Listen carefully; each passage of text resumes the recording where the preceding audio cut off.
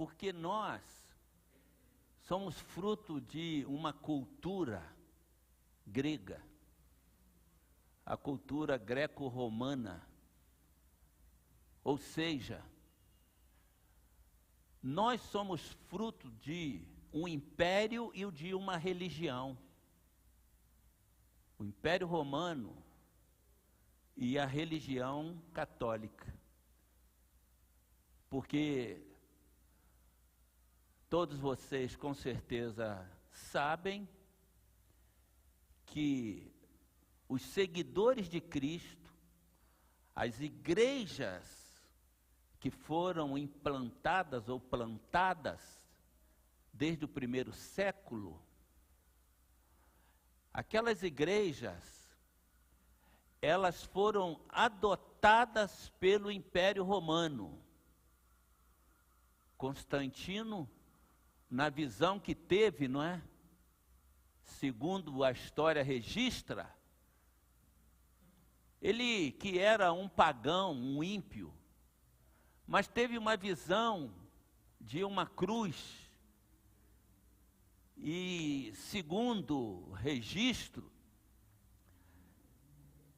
ele recebeu esta mensagem tendo aquela visão: com este símbolo vencerás. E ele foi para a batalha, venceu a batalha. E então, os seguidores de Cristo, as igrejas de Cristo, que eram perseguidas, jogadas aos leões, mortos em cruzes, em fogueira, exilados como João apóstolo, que terminou a vida exilado na ilha de Patmos, os outros foram degolados. Agora, aqueles seguidores de Cristo, aquelas igrejas, passam a ter apoio e proteção do império. E foi aí que tudo começou a se desvirtuar do propósito que estava no coração de Jesus, quando ele disse, em Mateus 16, 18, eu edificarei a minha igreja. A igreja que estava no coração de Jesus deixou de ser aquela igreja e passou a ser um aparato do império. E aí não dá para a gente aqui entrar em detalhes. No ano de 325, 3 séculos depois de Jesus, foi feito o primeiro concílio em Nicéia, para estabelecer algumas normativas para a igreja. E a igreja então, ela se desvia completamente. E tudo que a gente conhece, que faz parte da igreja oficial, até a criação do papado, não é? Da imortalidade de Maria como sendo a mãe de Deus, tudo isso foi agregado, os santos, a confissão, purgatório, tudo baseado em livros apócrifos, não aceitos como inspirados por Deus. A igreja se desvirtuou, irmãos. E quando chega no século XVI, século XVII, ou seja, 1500, 1600, 1700, nós sabemos do que aconteceu com a reforma, em que, através de Martim Lutero, Calvino, Zwinglio, Savonarola, John Knox, os pré-reformadores, os reformadores, eles se levantam, mas o ponto central era uma volta para a Bíblia. Eles queriam voltar para a Bíblia, porque a Bíblia não estava na mão do povo. A Bíblia era apenas para a cúpula do sacerdócio. Então você imagina, sem a palavra de Deus, o povo se perdeu por completo. E pela graça do Senhor, através de Gutenberg, foi inventada a prensa e os livros, a Bíblia começa a ser divulgada. Mas para você ter uma ideia, os sacerdotes ministravam as suas celebrações em latim. O povo não entendia latim de tal maneira que o povo não sabia de nada que estava acontecendo. O sacerdote ministrava virado para o altar, de costa para o povo. Eu costumo até dizer, ele levou séculos só para desvirar o sacerdote. E aí, aquela igreja oficial já tinha estabelecido as indulgências, que era o pagamento pelo perdão do pecado. Quanto mais pecado, mais tinha que pagar para ser perdoado. Vem os ritos religiosos. Quem já foi católico conhece, não é? Os ritos, as rezas.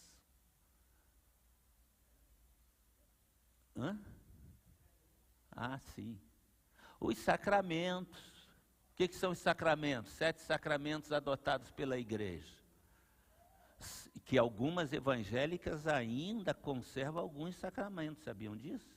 Não nós, graças a Deus, porque nós procuramos ser profundamente bíblicos, mas há igrejas evangélicas que ainda conservam o sacramento, como o batismo, como a celebração da ceia,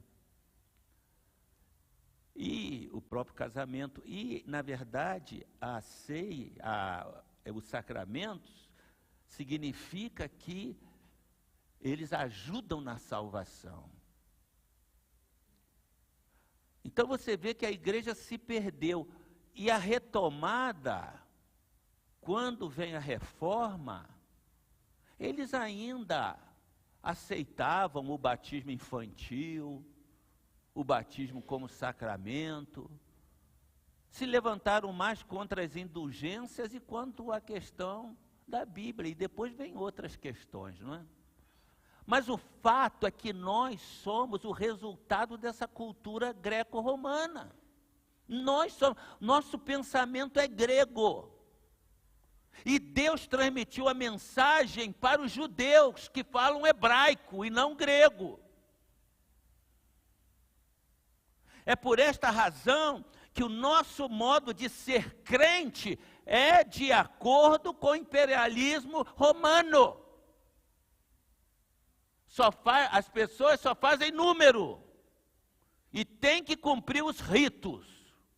O resto é com sacerdócio. Você precisa mudar isso na tua cabeça. Nós precisamos mudar. Porque não foi isso que Jesus instituiu. Igreja no sentido de coletividade, como nós estamos aqui, ele é o cabeça, sim, correto, mas o nosso procedimento está equivocado. Por isso que as pessoas trocam os compromissos com Deus por qualquer coisa, porque é religiosidade. Então, por esta razão que dei esse tema, não é? O que é fé? E eu quero inicialmente ler um texto aqui, que está em Hebreus 10, 38 e 39. Hebreus, capítulo 10, 38 e 39. Olha o que diz. Mas o meu justo viverá pela fé, e se ele retroceder, não terei prazer nele, não agradarei dele. O meu justo viverá pela fé, e se retroceder, não me alegrarei nele, não terei prazer nele.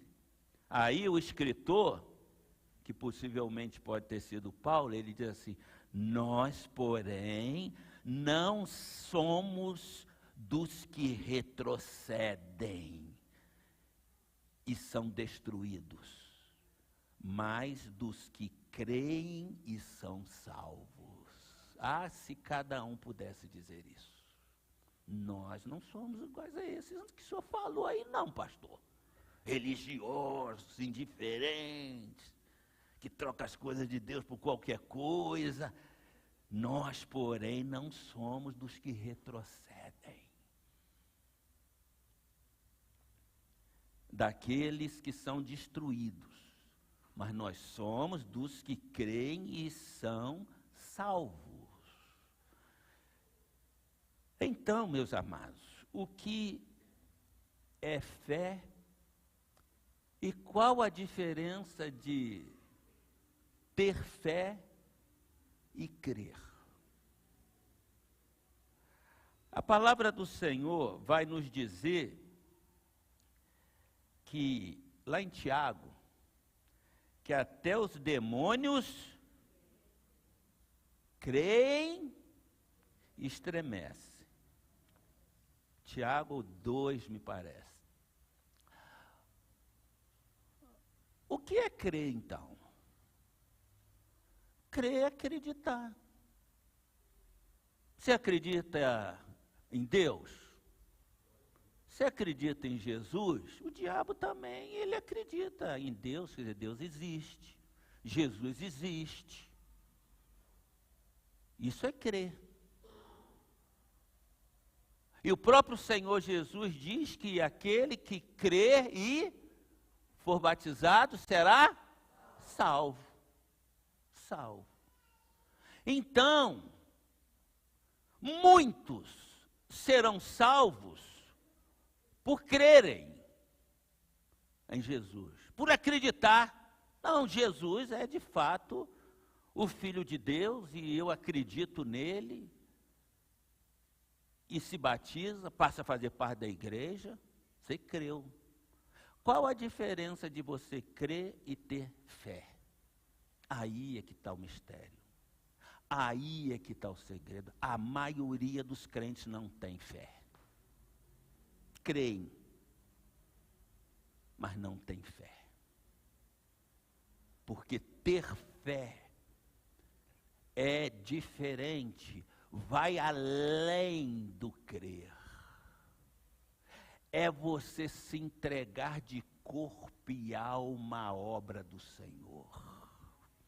Vivo não mais eu, é Cristo, eu vivo para Cristo agora. A diferença de eu acredito, até vou na igreja, até dou umas ofertas lá e tal. Mas você não abre mão disso, do Deus que você serve. Você é comprometido mesmo. Abraão foi o pai da fé, e a Bíblia diz, e creu Abraão, e isso foi lhe imputado por justiça. Sabe por quê? Porque o crer de Abraão já estava ali embrionariamente o projeto de Deus de fé.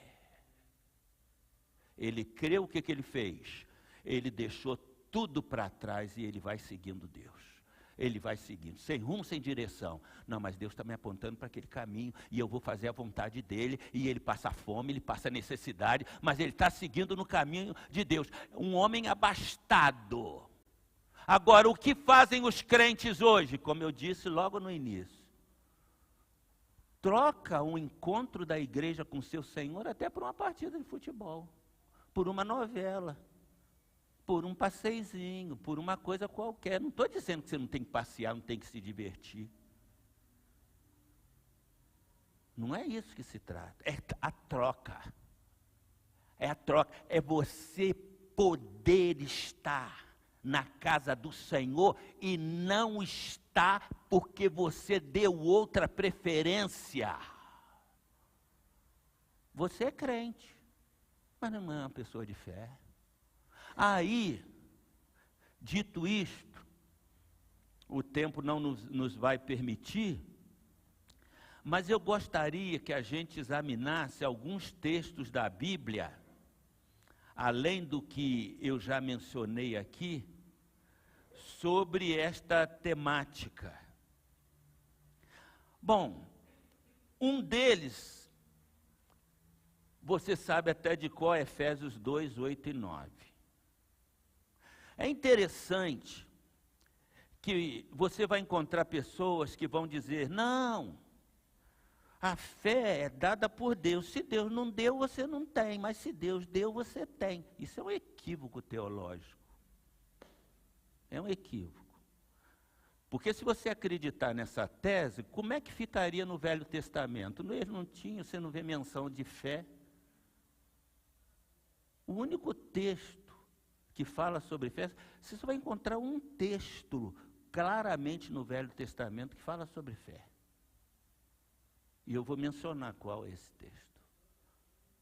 Mas você não vê isso. O que seria então no Velho Testamento? O que seria até Abraão, aqueles que morreram antes de Abraão? Se não existia ainda o mecanismo da fé.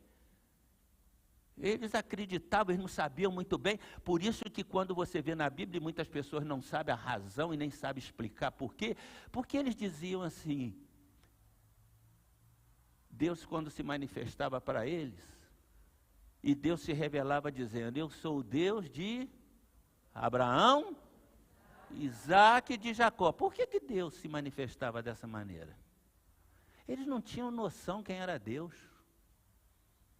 Eles não tinham noção de quem era Deus. Então, eu sou o Deus de Abraão, o Deus de Isaque, o Deus dos meus pais. A revelação de Deus, ela é progressiva. Hoje você já tem um discernimento completo, quem é Deus, quem é Jesus. Mas eles não tinham. E não havia essa qualidade de fé que hoje nós temos acesso a ela. E aí você vai encontrar aqui em Efésios, falando da fé, mas a fé salvadora. A fé salvadora. Porque você vai encontrar esse termo, fé, muitas vezes se referindo a crer. Você vai encontrar até fé no sentido de uma referência aos ensinamentos que o Senhor dá. E tem que se saber fazer essa leitura. Quando está falando de salvação, Efésios 2:8, pela graça sois salvos por meio da fé, por meio do acreditar. Isso não vem de vós, é dom de Deus. A salvação é um dom de Deus. Mas você pode ser salvo quando você acredita, e o escritor sagrado usa fé.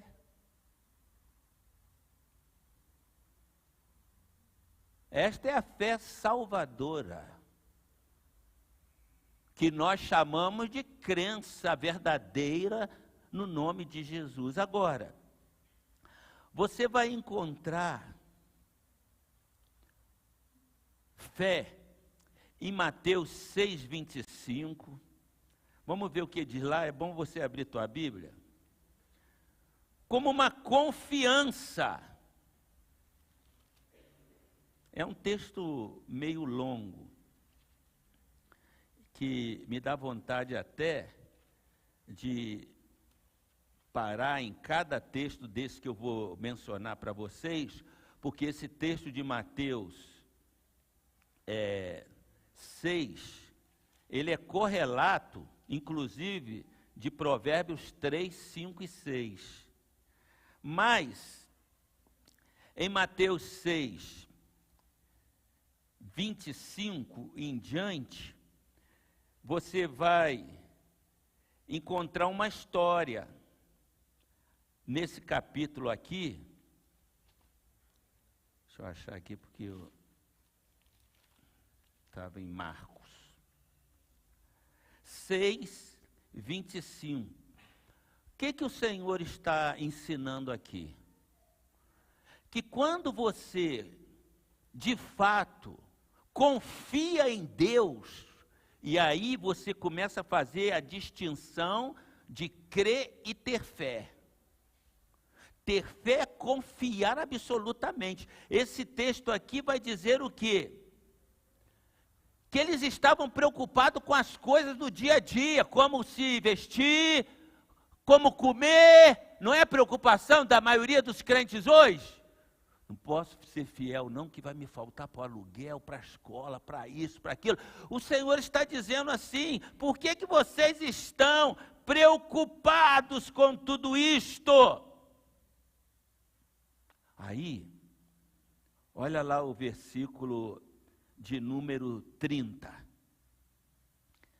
Se Deus veste assim a erva do campo, que hoje existe e amanhã é lançada no fogo, não vestirá muito mais vocês, homens de pequena fé. Vocês só creem, em outras palavras está dizendo, vocês só creem, vocês só acreditam, mas vocês não têm fé verdadeira. Aí ele vai dizer, portanto, não se preocupem dizendo que vamos comer, que vamos beber, ou que vamos vestir. Olha bem, pois os pagãos é que correm atrás dessas coisas. Os pagãos, pagão é quem crê no monte de Deus e não crê no único Deus verdadeiro. Os pagãos é que acreditam. Mas o Pai Celestial sabe do que vocês precisam delas. Busquem, pois, em primeiro lugar o reino de Deus e a sua justiça, e todas essas coisas lhes serão acrescentadas. Busquem em primeiro lugar, sabe o que significa? Exerçam fé em Deus. Buscar as coisas de Deus em primeiro lugar é virtude de pessoas que têm fé. As outras coisas ficam em segundo plano. Você não quer saber. Você quer dar o melhor do seu tempo, o melhor dos seus recursos, o melhor da sua inteligência. Você atua numa área, na outra, eu não tenho dúvida que Deus vai te fazer próspero. Busquem primeiro o reino dos céus. Esta é uma fé que demonstra confiança em Deus. Foi o caso de Abraão. Ele sabia que Deus iria prover para ele. Está lá em Gênesis 17, capítulo 17. Com 90 anos, Deus tinha prometido um filho e o filho não vem. E ele começa a questionar Deus, mas o Senhor disse que eu vou ser pai de uma grande nação, não tem nem filho.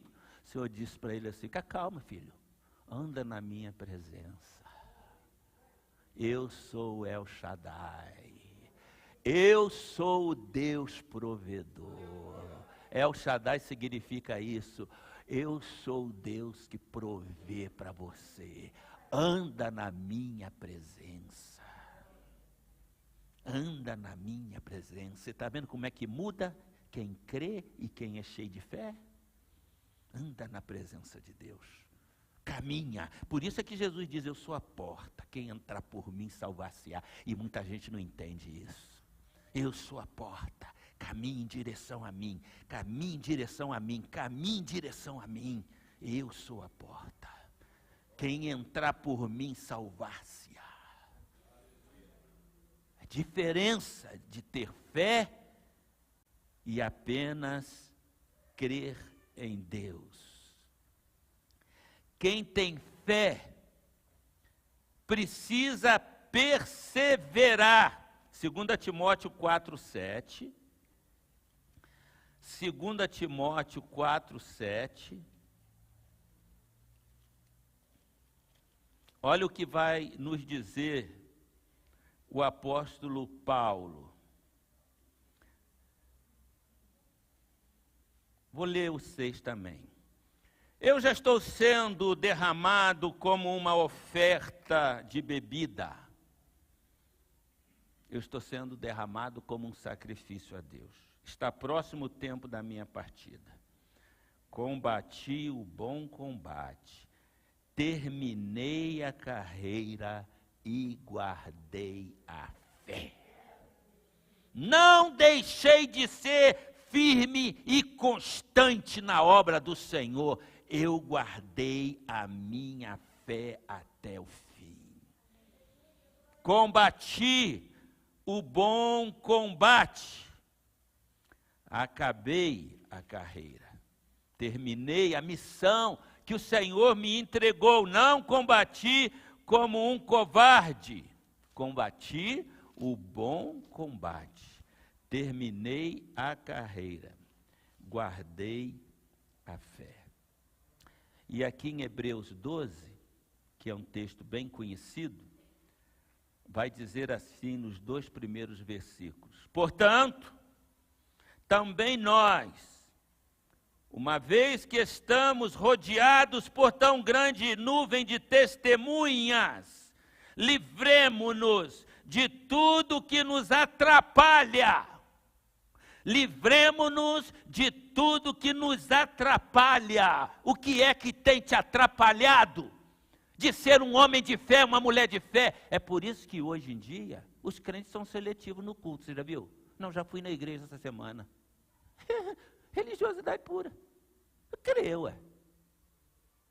Já cumpri minha missão essa semana.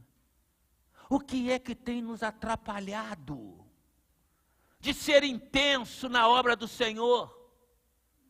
Como é que ele termina o capítulo 8 da sua carta aos Romanos? Portanto, meus amados irmãos, sede firmes e constantes, sempre abundantes na obra do Senhor. O que é ser abundante na obra do Senhor, meus amados? Sabendo que o vosso trabalho não é vão no Senhor. Se cremos na Bíblia, amado, nós estamos em xeque. Ou cremos e não fazemos, cometemos pecado. Ou não fazemos porque não cremos.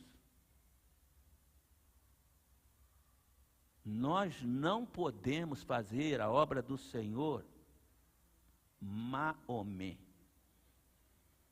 Livremo-nos de tudo que nos atrapalha e do pecado que nos envolve. Ele está dizendo, porque isso é pecado que nos envolve. E corramos com perseverança a corrida que nos está proposta. É uma corrida, é uma disputa entre os que ficarão para trás e os que triunfarão, tendo os olhos fitos em Jesus, autor e consumador da fé. Autor, princípio, consumador, fim. Ele, pela alegria que lhe fora proposta, olha, pela alegria que lhe fora proposta, alegria de servir ao propósito de Deus, suportou a cruz, desprezando a vergonha, e assentou-se à direita do trono de Deus.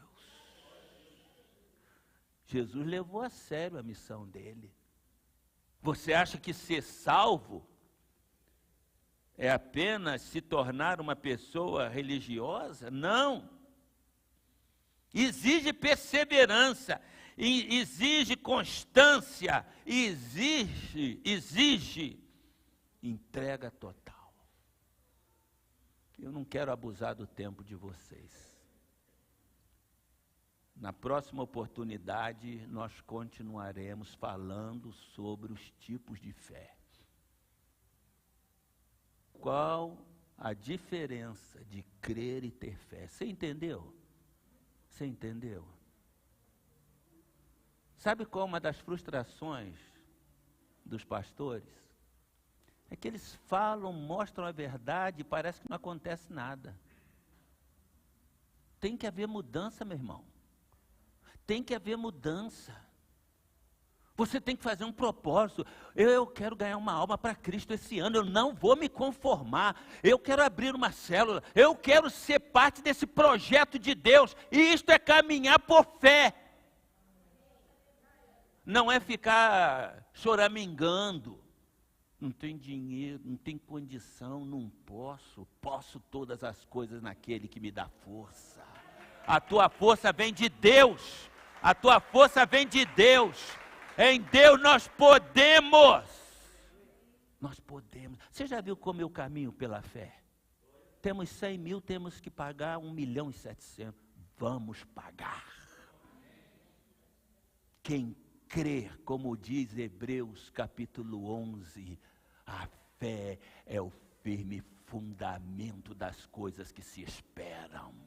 A fé é a prova do que não vê. Eu não estou vendo, mas eu estou depositando a minha fé em Deus, de que Ele vai prover.